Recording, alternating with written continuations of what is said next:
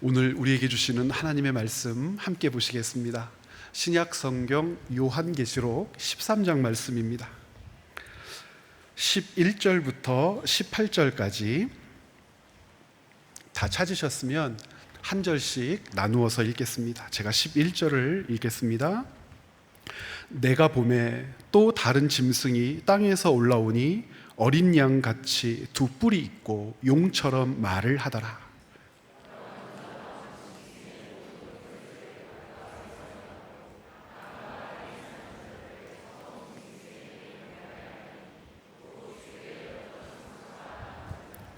큰 이적을 행하되 심지어 사람들 앞에서 불이 하늘로부터 땅에 내려오게 하고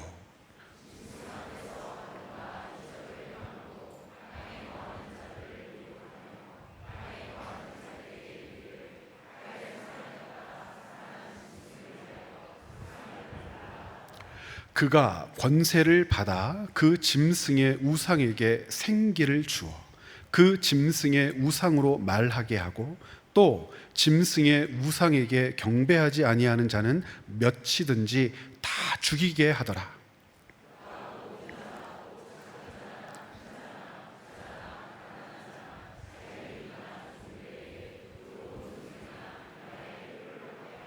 두 절 함께 읽겠습니다. 누구든지 이 표를 가진 자 외에는 매매를 못하게 하니 이 표는 곧 짐승의 이름이나 그 이름의 수라. 지혜가 여기 있으니 총명한 자는 그 짐승의 수를 세어보라. 그것은 사람의 수니 그의 수는 666이니라. 아멘. 요한계시록 전체에서 가장 문제가 있고 우리를 힘들게 하는 장 13장을 읽어내고 있습니다. 여러분 13장을 읽어내면서 여러분 심상에 들어있는 13장을 읽어낸 결과들은 무엇입니까? 읽어낸 독서의 감상이라고도 할 수 있을 것 같고 13장 말씀을 어제도 읽으셨을 텐데 읽고 난 후에 느낌이라고도 할 수 있을 것 같은데 어떤 느낌이 여러분 마음속에 자리 잡습니까? 한번 생각을 한번 해보십시오. 요한계시록을 읽고 난 후에 요한계시록 말씀을 잘 깨달았다면 네 가지 정도가 우리 마음속에 자리 잡혀 확인되어져야 합니다. 첫 번째는 위로와 격려입니다. 하나님께서 주시는 그 깊은 위로, 우리 삶에 대한 격려, 그 위로와 격려를 요한계시록 말씀을 읽는 내내 누리고 느낄 수가 있습니다. 하나님께서 나를 얼마나 사랑하시는지, 나를 위하여, 하나님의 백성인 나를 위하여 무슨 일을 어떻게 하시는지를 깨닫게 되기 때문에 요한계시록을 읽고 나면 위로의 심상이 가슴 깊이 새겨지게 되죠. 두 번째는 감사입니다. 하나님께서 나를 위해 일하신다고 하셨는데 지금 어떻게 하시는지를 알 수 있어요. 무슨 일을 하고 계시는지를 알 수 있어요. 그래서 요한계시록을 읽고 나면은 그 하나님에 대한 깊은 감사가 샘솟듯 일어납니다. 세 번째는 감격이에요. 나 같은 것을 위해서 이 세상을 이렇게 섭리해 가신다고, 나 같은 것을 위하여 이 세상을 통치해 가신다고, 그 목적이 하나님의 백성이라고 불리우는 나에게 있어서 나를 위하여 그렇게 일을 하신다고 감격하죠. 그 감격 속에 네 번째, 우리의 삶을 통하여 영광 받으시는 하나님을 목도하게 됩니다. 우리의 말, 우리의 행실은 하나님 백성됨의 증거라고 했는데 우리의 삶을 증거로 삼으시는 그 하나님의 거룩하심 앞에 떨므로 주님을 예배하게 되는 거죠. 영광을 올려드리게 됩니다. 네 가지 심상이 그래서 마음에 자리 잡죠. 위로와 격려, 감사, 감격, 그리고 영광의 마음, 삶이 확인되어지게 된단 말입니다. 그런데 그렇게 잘 읽지 못하고 요한계시록을 잘못 읽게 되면 어떤 일이 벌어지느냐? 일단은 두려워요. 짐승, 용, 그럼 뭐가 생각나요? 이빨, 발톱 막 이런 거. 이빨, 발톱 막 이런 게 생각나고 잡아먹는다고 그러고 갈기갈기 찍는다고 그러고 하늘에서 확 내려와서 나를 어떻게 할 것 같은 그 두려움, 또 어떤 공포심이 사로잡히게 되냐면, 야, 내가 믿음을 지킬 수 있을까? 이러한 큰 환난과 도전과 핍박이 내게 엄습한다고 하는데, 하나님의 백성들을 괴롭힌다고 하는데, 용, 사탄으로 대표된 자가 우리를 갈기갈기 찢어 하나님의 백성을 죽이겠다고 위협하는데, 그 위협 앞에 내가 이 믿음을 지켜낼 수 있을까? 두려움. 잘못 읽은 거예요, 여러분. 요한계시록을 잘못 읽으면 두려움, 공포, 무서움, 절망, 그리고 자기 신앙과 믿음에 대한 회의. 나는 지킬 수 없을 거야, 그래서 나는 지옥 갈지도 몰라 라고 하는 그 두려움이요. 여러분, 전자입니까? 후자입니까? 이 낯빛이 어두우신 것으로 보아서 전자여야 합니다. 왜 그런지 지금부터 잠깐 설명을 하죠. 가장 문제가 되는 장면이 이 요한계시록 13장이라고 했습니다. 13장 1절부터 10절은 첫 번째 짐승이 등장하고 11절부터 18절에는 두 번째 짐승이 등장해요. 짐승이 왜 등장하나 그랬더니 용이라고 하는 작자가 있는데, 이 용이라고 하는 거대한 힘과 세력이 짐승에게 자기의 힘과 능력을 나누어 준다는 거예요. 그런데 요한계시록 13장을 읽다 보면 이러한 이해에 도달하지를 못해요. 왜 그러냐면 상징으로 수수께끼로 가득 찬 말씀처럼 보이기 때문에. 여러분, 그런데 그렇지 않습니다. 요한계시록 13장을 읽었죠. 그리고 오늘 우리가 읽은 11절부터 18절은 두 번째 짐승에 대한 이야기예요. 도대체 이게 뭐냐는 거예요. 뭐냐? 흐름을 알아야 돼요. 맥락을 알아야 13장 11절부터 18절까지 읽은 이 내용을 이해할 수 있습니다. 여러분께 그래서 질문하죠. 13장 전에는 무엇이 있습니까? 고민하시더라고요. 일부 예배 때도 있기는 뭐가 있어요? 12장이 있지. 13장 전에는 12장이 있죠. 12장을 읽었는데 여러분 기억나십니까? 기억나는 단어들, 기억나는 내용들 없지요? 왜 없을까요? 이해하려고 마음 먹고 읽지 않아서 그렇죠. 12장에서 기억내야 될 중요한 단어들이 여럿 있어요. 아이벤 여자가 등장하고, 그 여자가 이 아이를 해산해서 낳았다라고 하는 표현이 등장하고, 용이 등장하는데 이 용이 여자를 괴롭혀요. 괴롭히는 목적은 무엇이냐면 해산하지 못하도록 방해하는 거예요. 괴롭히는 거예요. 어떻게 해서든지 해산하지 못하도록. 그런데 이 여자가 아이를 낳고 용은 분노했다고 말씀이 끝나요. 그러면 고민해야 되잖아요. 도대체 이게 무슨 뜻이야? 여기에서 말하는 여자는 교회를 가르칩니다. 구약의 언약과 신약의 성취로 말미암아 이 땅에 세워진 주님의 몸된 교회. 구약의 교회가 있고 신약의 교회가 있는데 이것을 하나로 묶으면 하나님의 언약이 성취되었다고 우리는 고백하는데, 하나님의 언약은 무엇입니까? 죄인을 구원하시겠다는 언약. 그리고 그 죄인을 구원하시겠다는 언약이 어떻게 성취되었죠? 예수 그리스도를 통하여 성취되었어요. 이 관계를 여자와 아이라고 하는 상징으로 가르치는 거예요. 그래서 이 여자는 교회를 가르칩니다. 우주적인 교회, 보편적인 교회.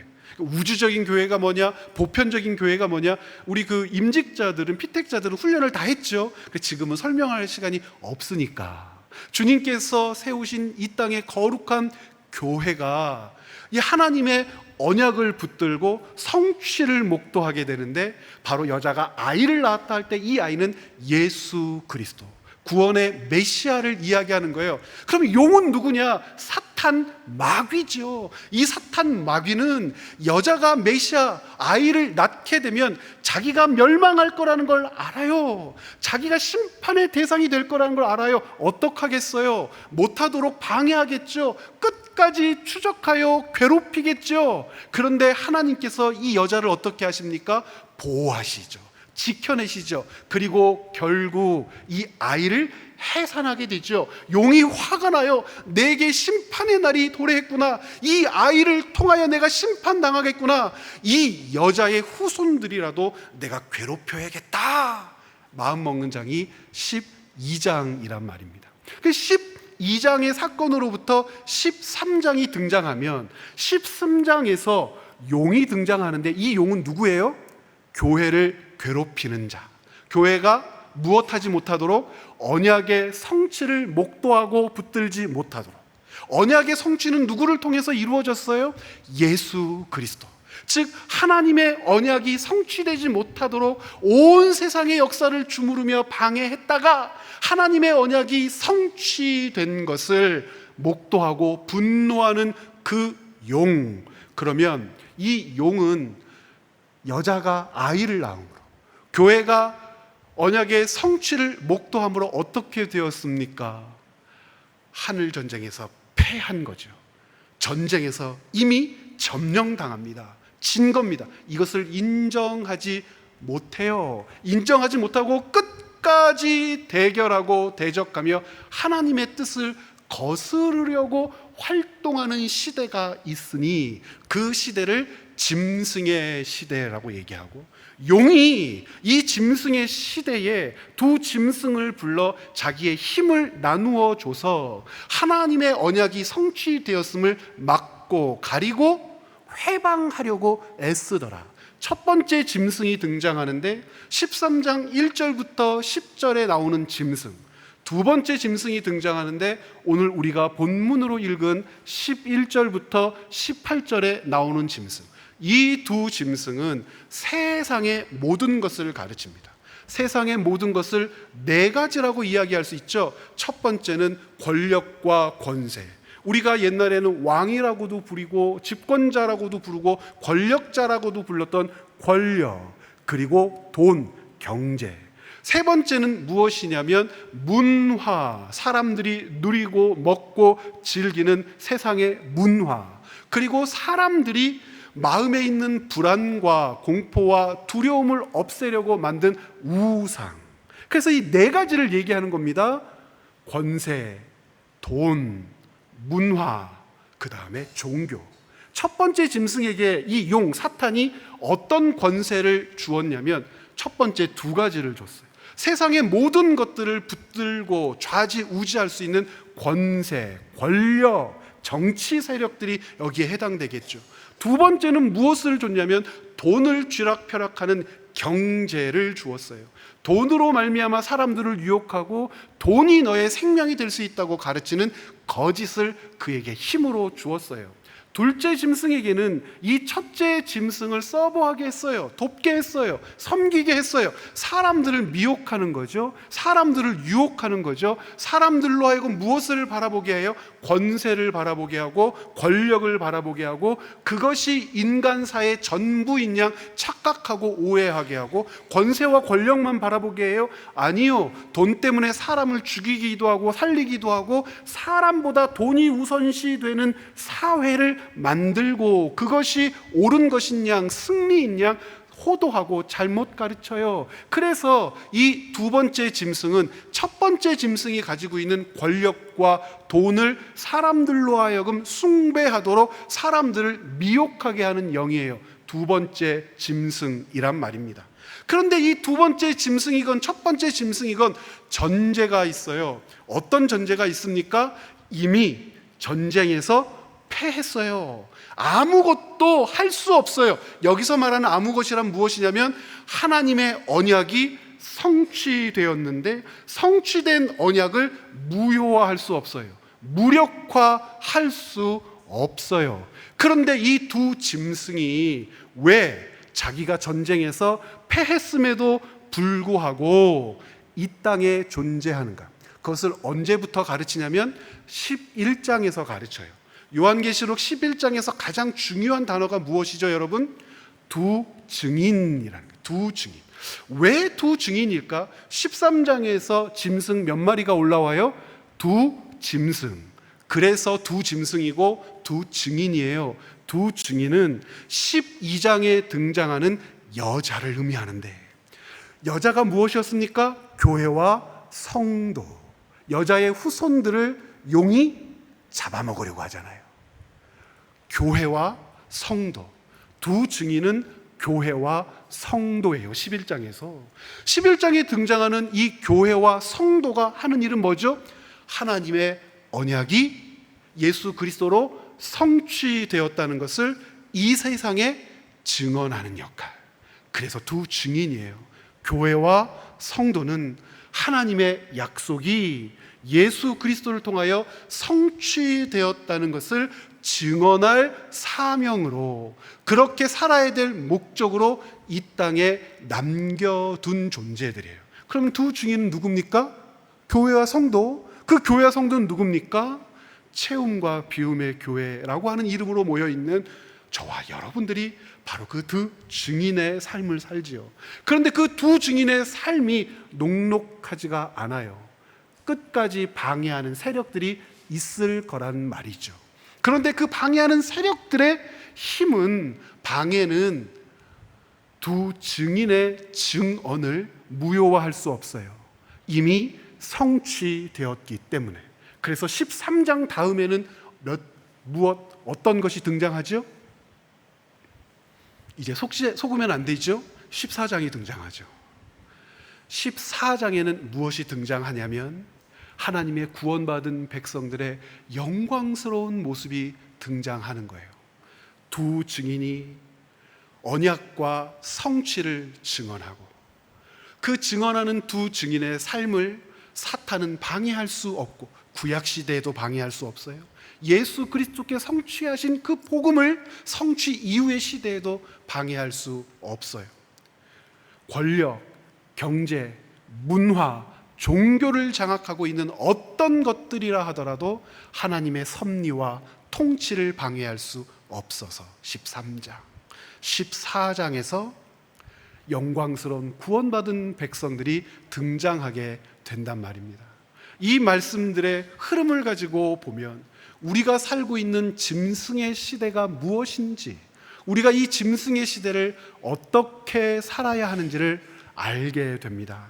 여러분, 조금 전에 요한계시록 11장 말씀드렸잖아요. 11장 3절에 그래서 두 증인을 이렇게 얘기해요. 함께 읽어보도록 하겠습니다. 내가 나의 두 증인에게 권세를 주리니 그들이 굵은 베옷을 입고 1260일을 예언하더라. 13장하고 똑같죠. 용이 두 마리 짐승에게 뭘 줘요? 권세를 줘요. 11장에서 증인에게 권세를 주시는 분은 어린 양 예수, 하나님의 언약이 성취되었다, 이것을 증거할 권세를 두 증인이 받았단 말입니다. 그런데 왜 1260일이에요? 1260일은 갑자기 등장한 숫자가 아니죠. 어디에 처음 등장합니까? 다니엘서 7장 25절, 그리고 12장 7절.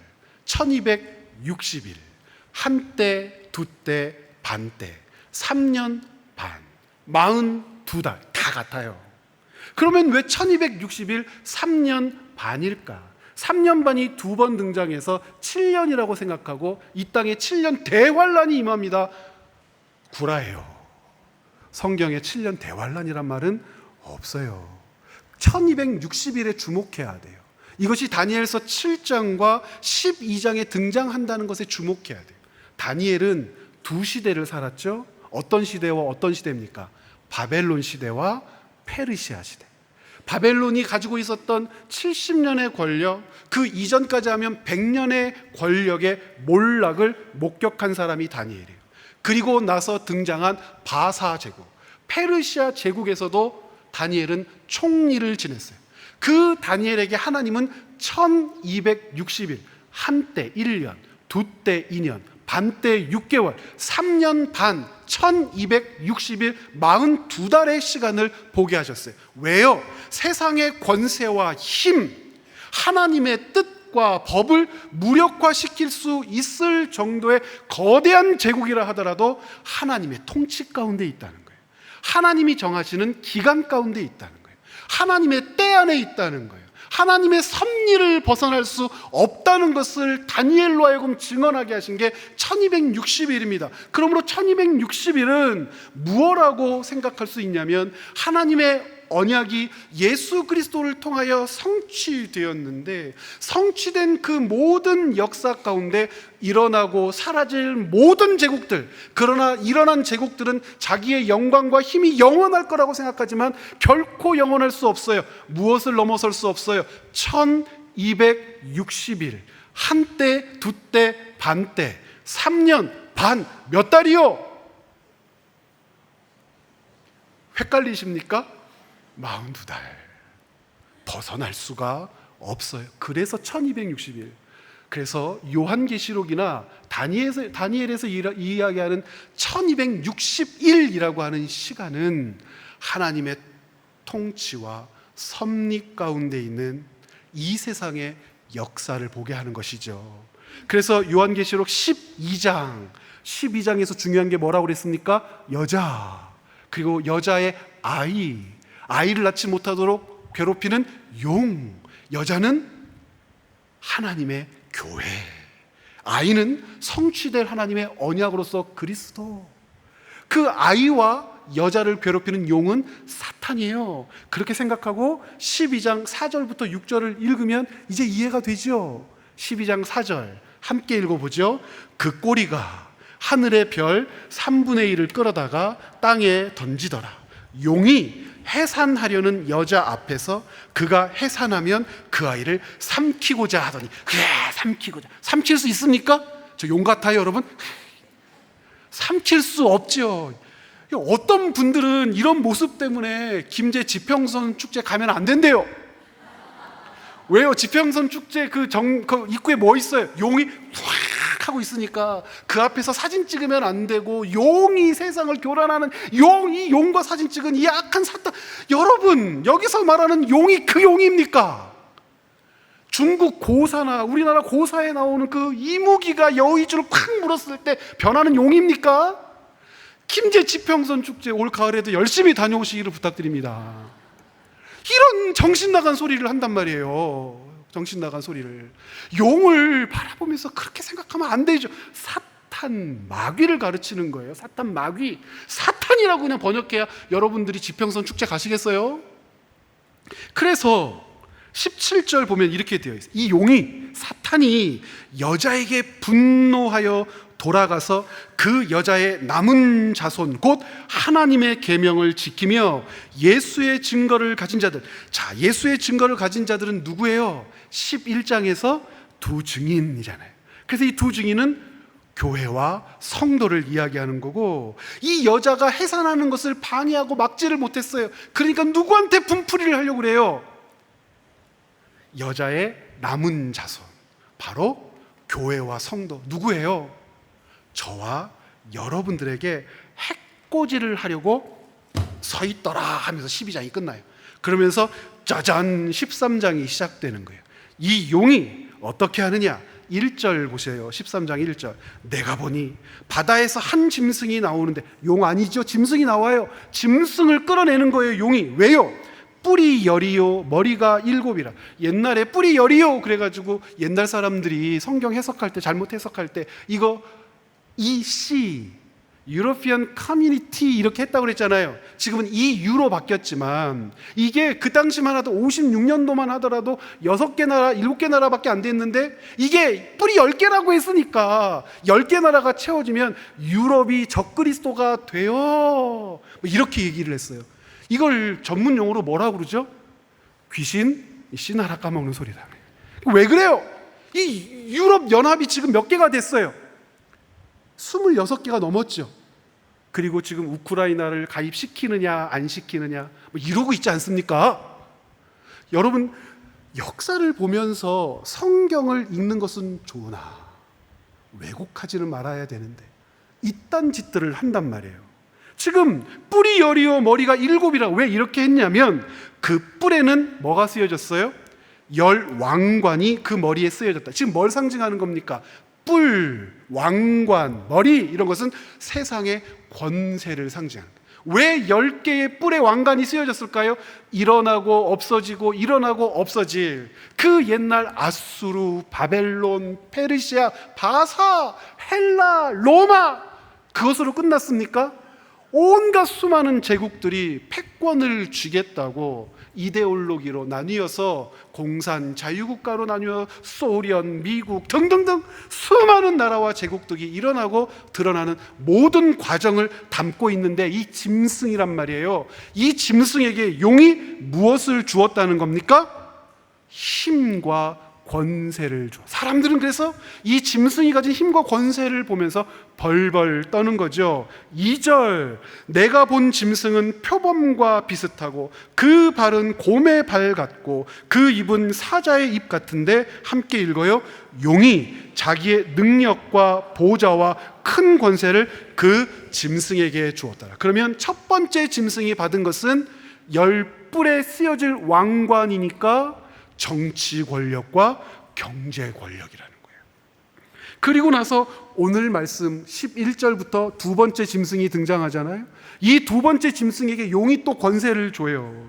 11절 함께 읽어보겠습니다. 내가 보매 또 다른 짐승이 땅에서 올라오니 어린 양같이 두 뿔이 있고, 여러분 예수 그리스도를 요한계시록에서는 반복해서 누구라고 부르죠?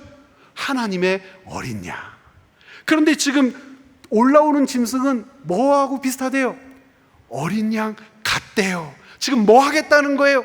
예수 그리스도의 복음과 진리를 왜곡시켜서 사람들을 유혹하겠다는 거예요. 이단, 사설, 잡설, 사이비, 온갖 것들이 움직이며 책동하며 진리 앞에 하나님의 백성들이 서지 못하도록 미혹하고 유혹한대요. 가까운 데도 굉장히 많지요. 전주에도 하나님이 7분 정도 계시지요. 예수님 24분. 이런 일들이 온 세상에서 벌떼처럼 일어나고, 그것들이 그렇게 하는 이유는 단 하나예요. 왜 그런 일들을 하느냐? 12절 같이 한번 읽어볼까요?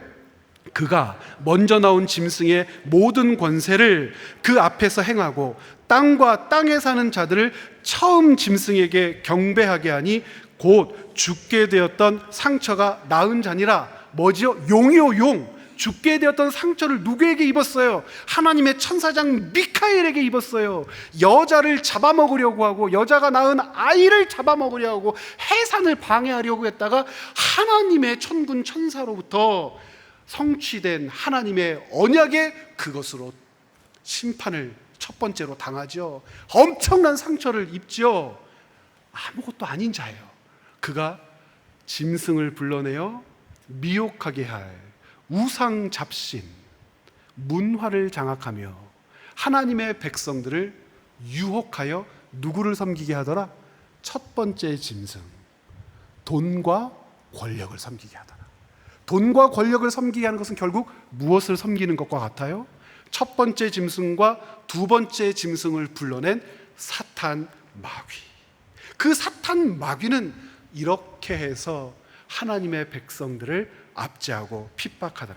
그런데 그렇게 하나님의 백성들이 이 악한 두 짐승에게 놀아나 모든 것을 잃게 될까? 아니요. 13장 다음에 뭐가 있다고 그랬습니까? 14장이 있습니다. 이제 안 속으시죠? 14장 1절은 이렇게 시작하죠. 여러분 14장 1절 함께 읽겠습니다. 또 내가 보니 보라, 어린 양이 시온산에 섰고 그와 함께 14만 4천이 서 있는데 그들의 이마에는 어린 양의 이름과 그 아버지의 이름을 쓴 것이 있더라. 여러분, 이미 이마에 하나님의 인이 새겨졌죠? 재앙이 이 땅에 임할 때 7장에서 그랬잖아요. 그러면 사람들이 그래요. 인에 어디에 저 이름 써 있습니까? 하나님의 도장이 어떻게 써 있어요? 뭐라고 그랬습니까? 상징이라고 했잖아요. 그러다 보니 이 말씀을 읽으면서 14만 4천이 어린 양과 함께 영광스러운 하늘 보좌에 예배를 드리고 있어요. 이건 지금 뭘 얘기합니까? 용이 아무리 이 땅에서 발악해도, 짐승의 시대라고 불러 장악해도 하나님의 백성들을 구원해서 끌어내릴 수 있다는 거예요? 끌어낼 수 없어요. 그러면 왜 14만 4천입니까? 용, 진짜 용이 아니라 사탄, 여자, 진짜 여자가 아니라 교회, 아이, 진짜 아이가 아니라 예수 그리스도.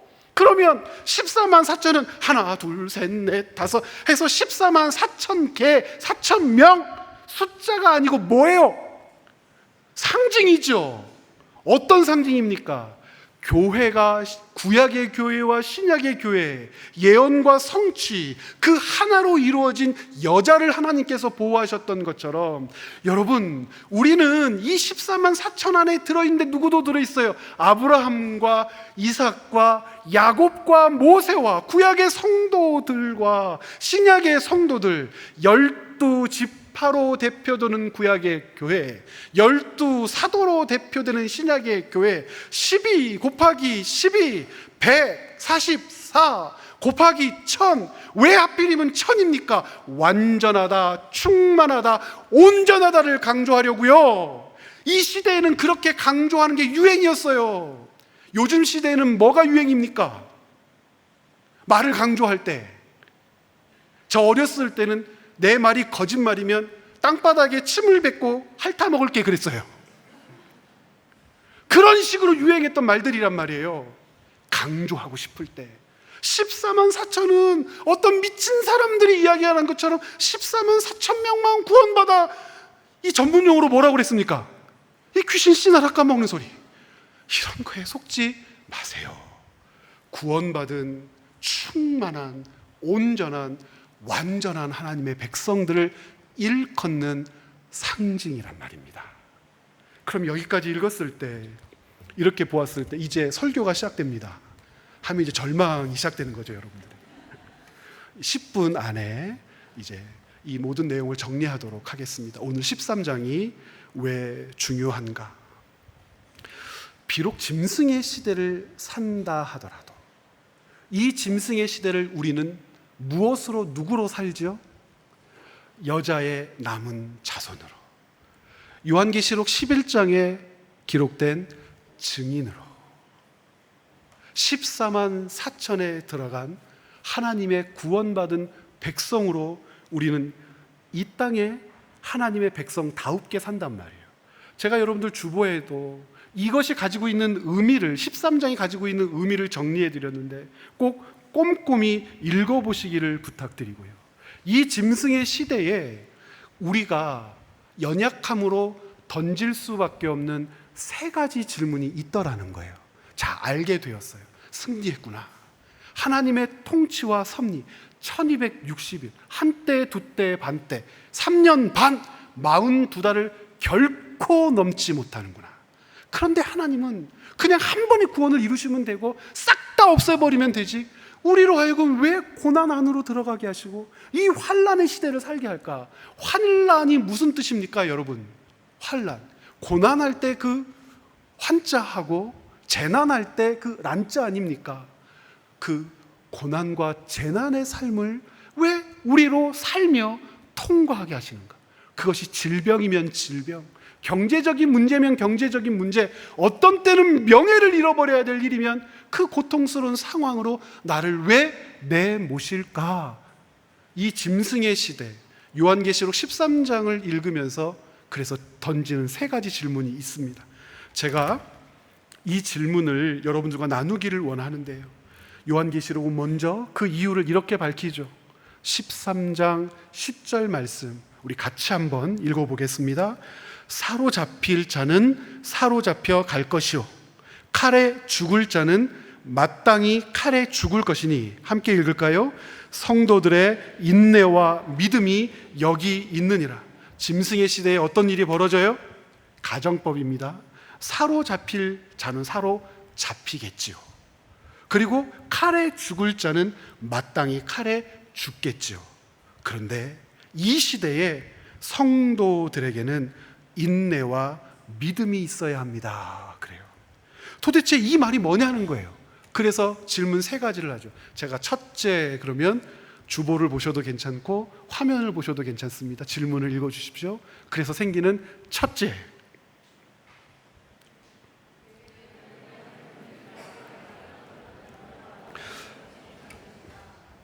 (2분단밖에) 안 되는데 1분단과 2분단이 틀리네요. 다시 한번 읽어볼까요?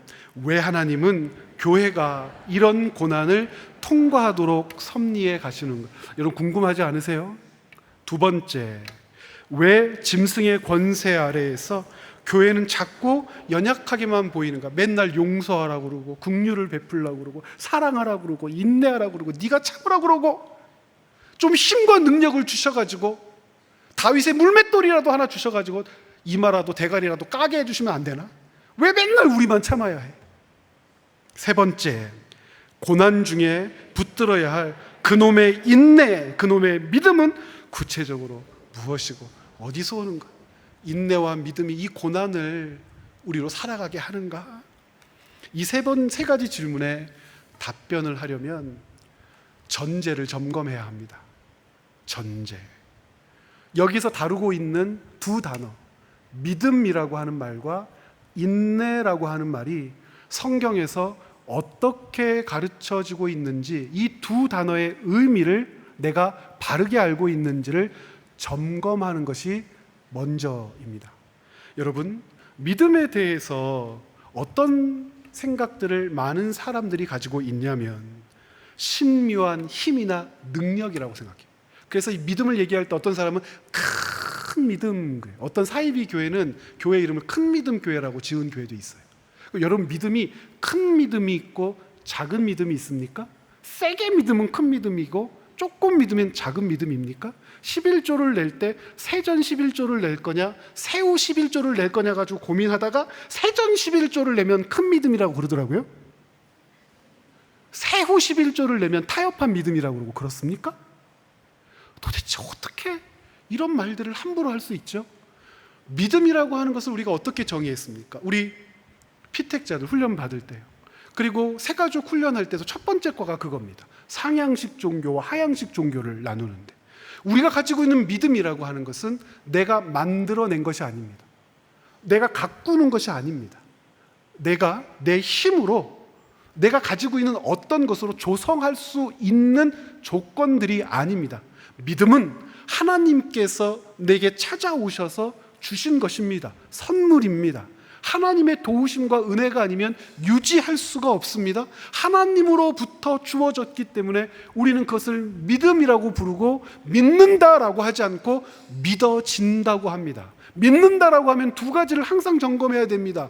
경험과 시험. 해봤어야 믿는 것이고, 경험했어야 믿는 것이고, 증명해야 믿는 것인데, 동정녀 탄생을 어떻게 경험하겠습니까?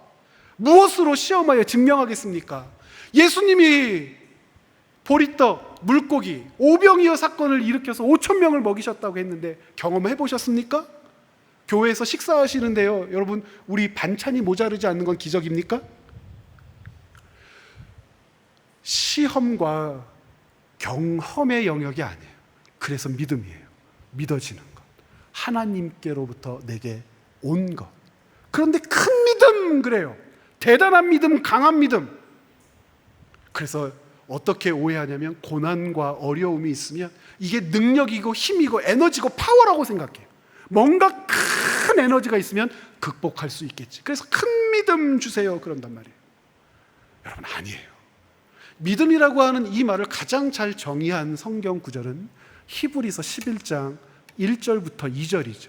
웬만한 교인들은 다 외우고요, 여기에 있는 분의 10분의 7분은 외워요.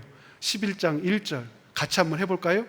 믿음은 바라는 것들의 실상이요, 보지 못하는 것들의 증거니. 이게 뭔 말이에요?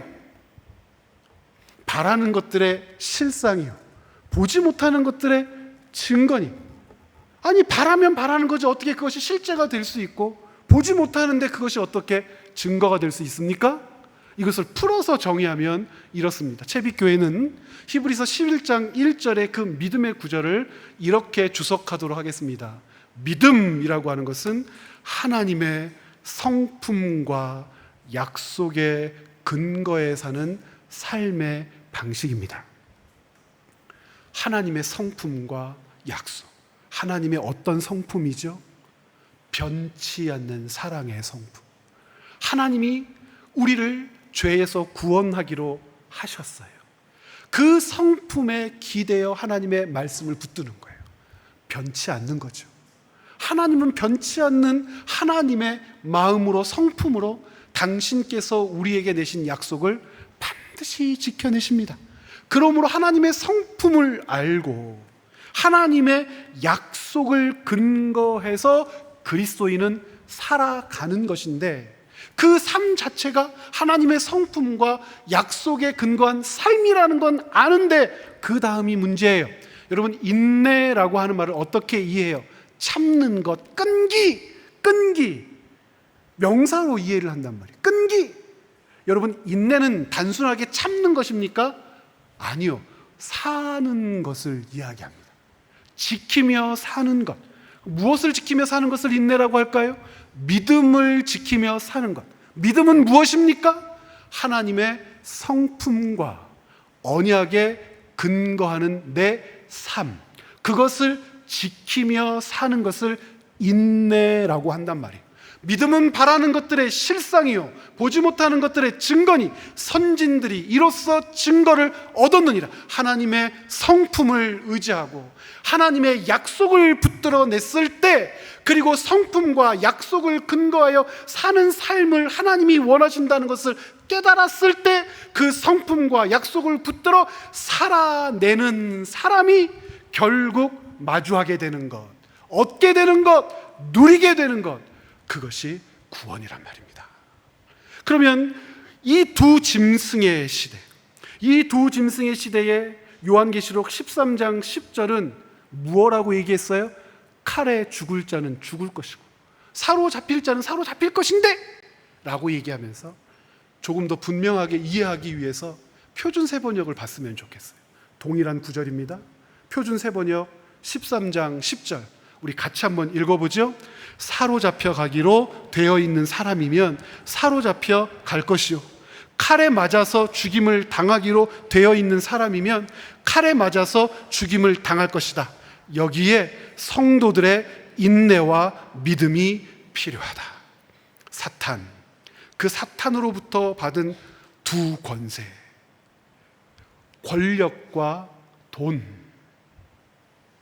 명예와 문화와 종교, 이것들이 책동하며 붙드는 세상에서 성도는 칼에 상할 수도 있고 사로잡힐 수도 있고 많은 것들을 잃는 환난의 삶을 살 수도 있는데, 이때 하나님은 성도들에게 무엇이 필요하다고 말씀하십니까? 인내와 믿음이 필요합니다.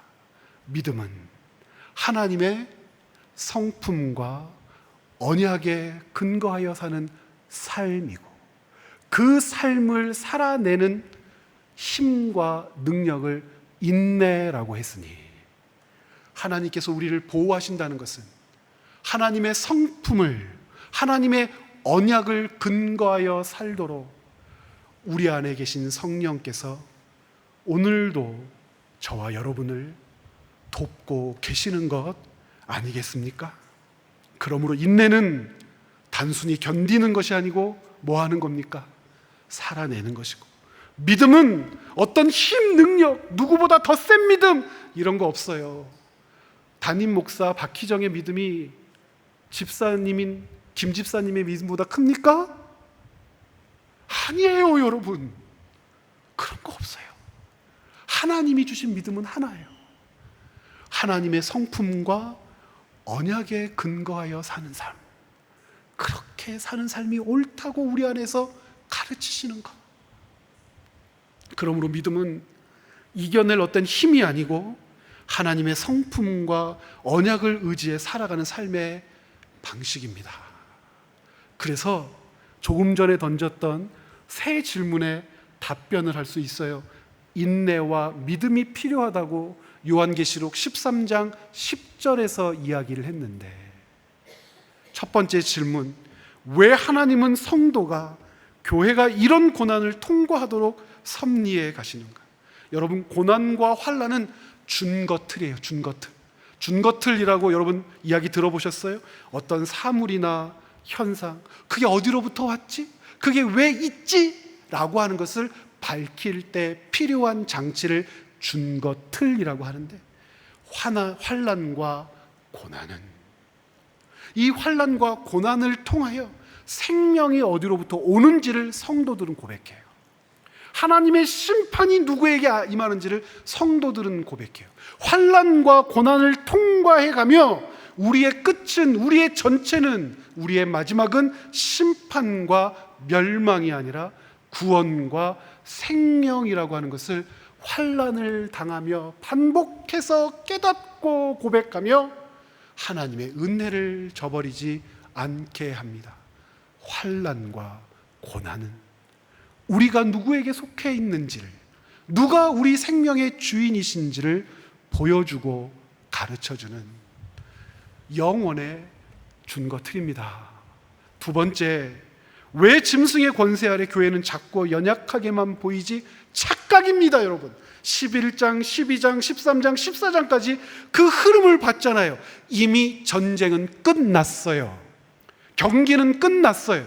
지금 교회 성도들은 뭐 하고 있는 사람이냐면 지금 땀을 닦고 옷을 갈아입어요. 옛날에요, 서울 올림픽 때 저희 학교 바로 옆에, 제가 장충고등학교라고 하는 고등학교를 다녔는데 바로 그 옆에 장충체육관이 있어요. 제가 고등학교 1학년 때 올림픽이 있었는데요, 그때 표를 사고 유도를 보러 가지 않았겠어요? 그때 김재엽 선수가 금메달을 땄는데 난리가 났어요. 선생님이 표를 학생들에게 팔아먹을 때 뒤에서 욕했거든요. 표나 팔아먹고.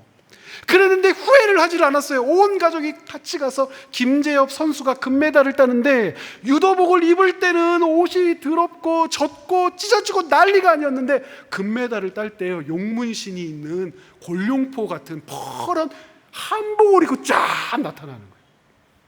시상대에 오르기 전. 그때 깨달았어요. 야, 경기의 승리자가 취하는 영광에 대해서.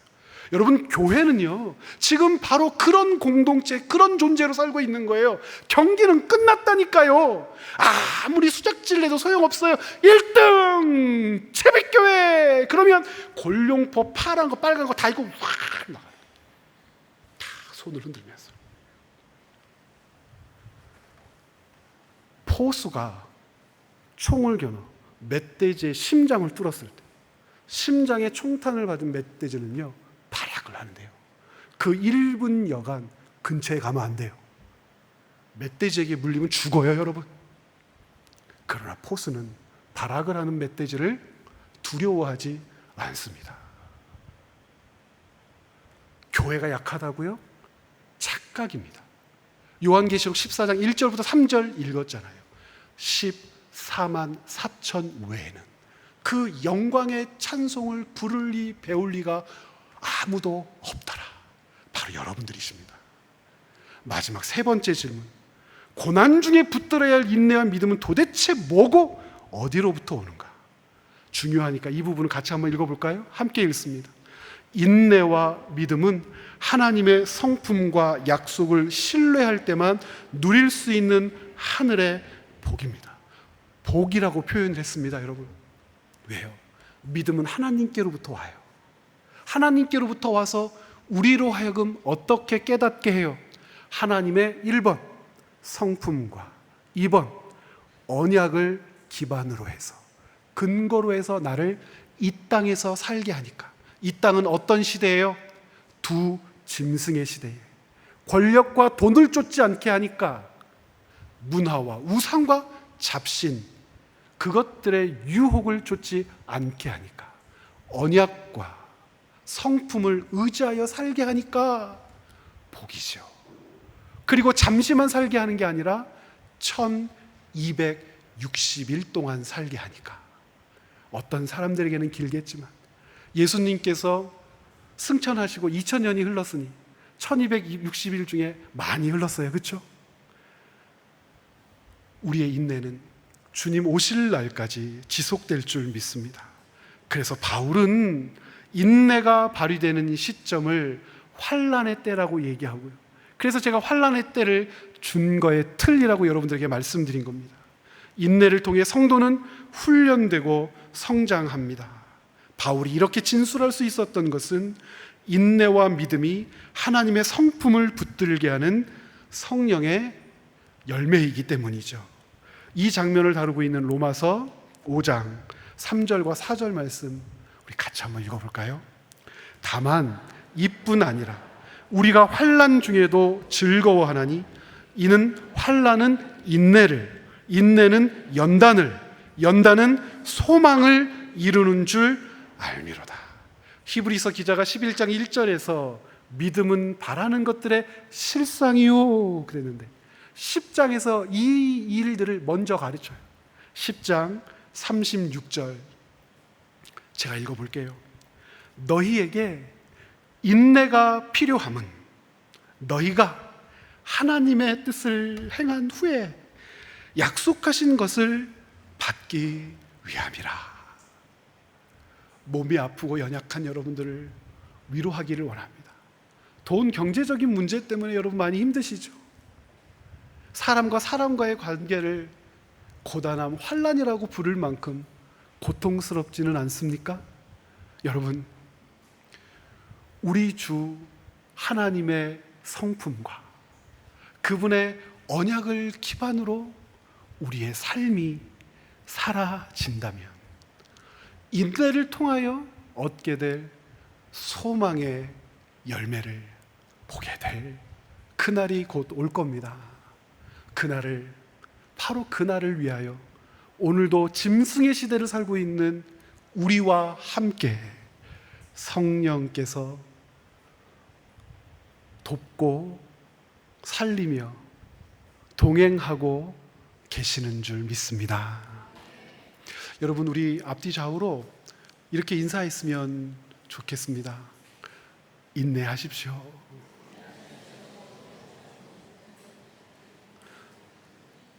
함께 기도하시겠습니다.